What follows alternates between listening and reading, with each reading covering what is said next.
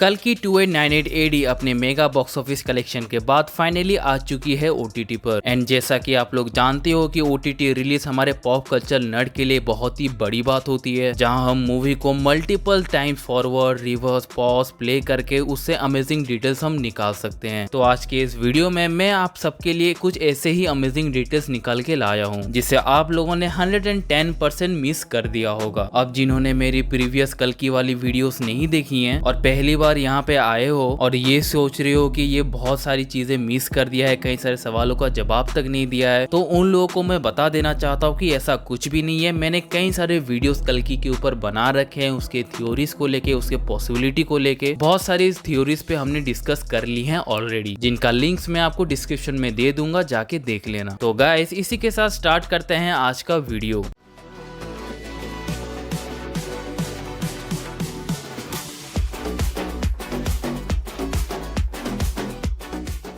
तो movie start होती है कृष्ण भगवान से, जहां हमें शॉर्टली महाभारत के कुछ इंपॉर्टेंट सीन्स को दिखाया जाता है। और फिर जब कृष्ण भगवान अश्वत्थामा को कलयुग के बारे में बताते हैं तो वो कहते हैं कि उस युग में कली मेरा जन्म रोकने जितना पावरफुल होगा। वेल तो ये सीन मूवी के क्लाइमैक्स और इसके पार्ट 2 को दर्शाता है, क्योंकि मूवी के एंड में हमें ये देखने को मिलता है कि कली पुरुष यानी कि सुप्रीम यास्केन को कल्कि भगवान का एक अंश मिल चुका है, जो कि अभी उसके बॉडी के अंदर है। तो वो डेफिनेटली कल्कि भगवान और उनके जन्म को रोकने जितना पावरफुल हो चुका है। एंड डेफिनेटली पार्ट 2 में आपको सुप्रीम यास्केन कल्कि भगवान के जन्म को रोकते हुए दिखाया जाएगा। और तो और वो इतना ज्यादा पावरफुल हो चुका है कि वो गांडीव धनुष को भी उठा सकता है। तो वो लिटरली भगवान के जन्म को रोकने जितना पावरफुल हो चुका है। और अश्वत्थामा का असली वॉर, असली चैलेंज पार्ट 2 से स्टार्ट होने वाला है। और फिर उसके बाद हमारे सामने एक एनिमेटेड सीन आता है, जहाँ हमें ये दिखाया जाता है कि कैसे कलयुग धीरे धीरे अपने चरम सीमा में जा चुका है। अब इस एनिमेटेड सीन को बहुत ही ध्यान से देखने के बाद मुझे ये पता चला है कि इस एनिमेटेड सीन के अंदर हमें एक्चुअल हिस्टोरिकल इवेंट्स दिखाए गए हैं, जो कि हमारे सामने ह्यूमैनिटी के ब्रूटलिटी को दर्शाया गया है। जैसे कि ये जो सीन है ये है वाइकिंग वॉर के टाइम का, जो कि 8th सेंचुरी से 11th सेंचुरी तक वाइकिंग्स ने यूरोप के कई सारे हिस्सों पे अटैक किया था और कब्जा भी किया था। बहुत सारे लोगों को और सिविलियंस तक को भी मौत के घाट उतारा था। और ये सीन वाइकिंग के उस डरावने सीन को दर्शाता है। फिर नेक्स्ट फ्रेम में हम जिसे देखते हैं वो है Julius Caesar, one of the most brutal and ruthless Roman empire in history, जो कि अपने पावर का मिसयूज करता है अपने एंटरटेनमेंट के लिए। और उसी के साथ हम आगे देख भी सकते हैं कि वो कैसे रूथलेस एंड ब्रूटल डेथ देता है लोगों को अपने एंटरटेनमेंट के लिए। फिर नेक्स्ट फ्रेम में हम देख सकते हैं कि एक बंदा घोड़े पे सवार होके कैसे कॉटन फार्मिंग करवा रहा है, वो भी चाबुक के दम पर। तो ये सीन है 1961 में यूएसए में जब सिविल वॉर चल रहा था। उस वजह से यूएसए में जो कॉटन प्रोडक्शन था वो बंद हो चुका था, जिसके बाद ब्रिटेन एंड बाकी यूरोपियन कंट्री ने अपनी नजर घुमाया इंडिया और इजिप्ट की तरफ, जहां कॉटन फार्मिंग हो रहा था। और वहां जाके लोगों को मजबूर किया बस कॉटन फार्मिंग करने के लिए, ताकि वो अपने सप्लाई और डिमांड को पूरी कर सकें। तो ये सीन उस वक्त को दर्शाता है जब ब्रिटिशर्स ने इंडिया और इजिप्ट को कॉटन उगाने के लिए मजबूर किया, वो भी बहुत ही ब्रूटल तरीके से। फिर उसके बाद यहाँ समझाने की जरूरत नहीं है कि भाई ये फ्रेम कौन से वक्त का है, और ये शायद हमारे हिस्टोरिकल इवेंट में सबसे डरावना और सबसे ब्रूटल सीन्स में से एक है। फिर उसके बाद हमें देखने को मिलता है कि कैसे नाजिस ज्यूस लोगों को हीटेड चेम्बर में डाल के उन्हें जला रहे हैं। और फिर हम यहाँ देख सकते हैं कि एक बड़े से गड्ढे में कुछ लोग लोगों को मार के फेंक रहे हैं। और यहाँ पे ये जो सीन आपको दिखाया गया है ये बस एक पर्टिकुलर इवेंट नहीं है, बल्कि वॉर्स के टाइम में ये एक बहुत ही कॉमन फैक्टर था। ये एक तरीके का प्रैक्टिस था जहाँ सोल्जर अपने एनिमी सोल्जर को और सिविलियंस को मार के गड्ढे में दफना देते थे, जिसके हिस्ट्री में इस इवेंट को, इस ड्रिल को पीट किलिंग नाम दिया गया था। And through out the history बहुत सारे इवेंट्स एंड वॉर में ऐसा किया गया है। और फिर हमें हिंदू एंड मुस्लिम के बीच के वॉर को दिखाया जाता है कि कैसे लोग धर्म के चलते एक दूसरे को मार रहे हैं। एंड सबसे इंटरेस्टिंग चीज जो मुझे इस सीन में लगा वो ये है कि भाई यहाँ पे टेम्पल एंड मस्जिद को एक साथ दिखाया गया है कि धर्म के ऊपर कैसे ब्रूटली मर्डर किया गया है लोगों को इतिहास में। अब इस एनिमेटेड सीक्वेंस के लास्ट पे हमें कई सारे कंट्रीज कंट्रीज के फ्लैग को दिखाया जाता है, जहाँ सारे कंट्रीज के फ्लैग कॉम्प्लेक्स के आगे झुक रहे हैं, जो कि कली असुर यानी कि हमारा सुप्रीम याशकेन है। जिसके बाद हमें कॉम्प्लेक्स का कंस्ट्रक्शन दिखाया जाता है। अब इस सीन से हमें ये पता चलता है कि आखिरकार कॉम्प्लेक्स का निर्माण कैसे हुआ, और इसी के चलते सुप्रीम याशकेन का मूवी के अंदर एक डायलॉग भी है, जिसका मतलब ये है कि आने वाले टाइम में कई सारे कंट्रीज के बीच में वॉर होगा और उसी वॉर का फायदा उठा के सुप्रीम याशकेन कॉम्प्लेक्स का निर्माण करेगा और सारे कंट्रीज को कॉम्प्लेक्स के आगे यानी कि कली पुरुष सुप्रीम याशकेन के सामने झुकना पड़ेगा। दुनिया में जितने स्टेट्स हैं, कंट्रीज हैं, डेमोक्रेसी, पॉलिटिकल, रिलीजन, सभी चीज को सुप्रीम याशकेन निस्तनाबूद कर देगा और इन सारी चीजों को एक जगह पे सेंट्रलाइज कर देगा कॉम्प्लेक्स के अंदर। मोस्ट प्रोबेबली सुप्रीम याशकेन जितनी भी कंट्रीज को तबाह करेगा, उन कंट्रीज के natural resources, technology and development को एक साथ ला के एक जगह पे सेंट्रलाइज करेगा यानी कि कॉम्प्लेक्स में। अब इस सीन में जहाँ हमें अंडरग्राउंड टनल दिखाया जाता है, इसमें जो चीज होती है जहाँ से रेबल बाहर निकल रहे होते हैं, इस पे अगर आप ध्यान से देखो तो यहाँ पे लिखा हुआ है काशी लूप। कुछ याद आया आपको? हाइपर लूप, एलन मस्क का वो कॉन्सेप्ट जो कि ultra high speed train concept है, जो कि उन्होंने 2013 में इंट्रोड्यूस किया था और उनके हिसाब से ये ट्रेन इतनी ज्यादा हाइपर फास्ट होगी जो कि घंटों के सफर को मिनटों में लाके खत्म कर सकता है। ऐसा एलन मस्क का क्लेम था, लेकिन आज के टाइम में ऐसा कोई कॉन्सेप्ट एग्जिस्ट ही नहीं करता। लेकिन ये मूवी जिस टाइमलाइन में एग्जिस्ट करती है 2898 AD, उस वक्त पे ये कॉन्सेप्ट एक सक्सेसफुल प्रोजेक्ट साबित होगा और हमारे इंडिया पे भी अपना खुद का हाइपर लूप ट्रेन होगा, जो कि काशी में भी एक है, जो कि हमें मूवी में दिखाया गया है काशी लूप के नाम से, जिसका डिजाइन भी काफी हद तक सिमिलर लगता है हाइपर लूप ट्रेन से। लेकिन ऑब्वियसली जब सुप्रीम याशकेन ने पूरी दुनिया को अपने अंडर ले लिया, ये हाइपर लूप वहीं पे रह गया होगा। लेकिन ये कॉन्सेप्ट, ये सीन हमें ये दर्शाता है कि सुप्रीम याशकेन के दुनिया को कब्जा करने से पहले दुनिया इतनी ज्यादा एडवांस थी टेक्नोलॉजी के मामले में, सिविलाइजेशन के मामले में, एजुकेशन के मामले में, कि लोगों ने सोचा तक नहीं होगा कि भाई ऐसा भी कुछ हो जाएगा। तो ये थे कुछ अमेजिंग हिडन डिटेल्स जो कि आपने कल की 2898 AD में मिस कर दिया था। लेकिन इस वीडियो के नेक्स्ट पार्ट पे हम ये डिस्कस करेंगे कि सुप्रीम याशकेन का वो सीड यानी कि वो फॉर्मूला जो कि वो औरतों में इम्प्लांट करके उन्हें प्रेग्नेंट करता था ताकि वो उनसे सीरम एक्सट्रैक्ट कर सके, जिसको मूवी के अंदर भी एक्सप्लेन नहीं किया गया है कि आखिरकार वो है क्या, और वो DNA, वो सीरम, वो फॉर्मूला, वो सीड उसे कहां से मिला। तो नेक्स्ट वीडियो में हम इसके बारे में डिटेल में बात करने वाले हैं और उसके साथ ही साथ हम ये भी डिस्कस करेंगे कि सुप्रीम याशकेन जिस चेंबर में रह रहा है, आखिरकार उस चेंबर में ऐसा किया है जो कि सुप्रीम याशकेन के कॉन्शियसनेस और उसकी बॉडी को जिंदा रख रहा है। तो गाइस, आपको ये वीडियो कितनी ज्यादा हेल्पफुल हुई वो सब कुछ आप मुझे कमेंट बॉक्स में मेंशन करके बता सकते हो। और साथ ही साथ अगर आपको इस वीडियो में कुछ भी अच्छा लगा हो, बुरा लगा हो, या फिर मूवी से रिलेटेड आपको कोई क्वेश्चन हो, क्वेरी हो, तो आप मुझे सीधा का सीधा इंस्टाग्राम पे भी DM कर सकते हैं। तो यार मिलते हैं आप लोगों से अपने next interesting and amazing video पे, तब तक बने रहिए हमारे साथ ईवी एक्सप्लेन में।